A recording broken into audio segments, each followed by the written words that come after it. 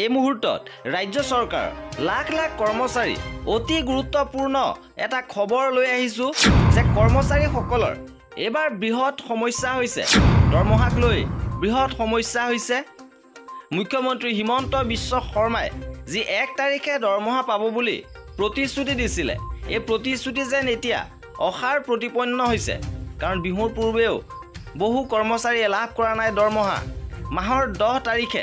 হিতাধিকাৰীক ধন দিয়া চৰকাৰে বিহুৰ সময়ত দৰমহা নিদিলে 15,000 টিউটৰক ইপিনে পৌৰ নিগমৰ 6,800 কৰ্মচাৰীও লাভ কৰা নাই দৰমহা ৰাজ্যৰ 103খন পৌৰসভাত কৰ্মৰত এইসকল কৰ্মচাৰীয়ে লাভ কৰা নাই বিগত 6 মাহ ধৰি দৰমহা ইপিনে উন্নয়ন প্ৰাধিকৰণৰ 3 শতাধিক কৰ্মচাৰীয়ে 30 মাহৰ পৰা 72 মাহলৈকে দৰমহা লাভ কৰা নাই বিহুৰ বতৰত দৰমহাৰ পৰা বঞ্চিত হৈ ৰল কৃষি বিপণনৰ 7 শতাধিক কৰ্মচাৰীও অৰ্থাৎ হাজাৰ হাজাৰ কৰ্মচাৰীয়ে বিহুৰ পূৰ্বে লাভ নকৰিলে দৰমহা মুখ্যমন্ত্ৰী হিমন্ত বিশ্ব শৰ্মাই যি প্ৰতিশ্ৰুতি দিছিল যে 1 তাৰিখে দৰমহা লাভ কৰিব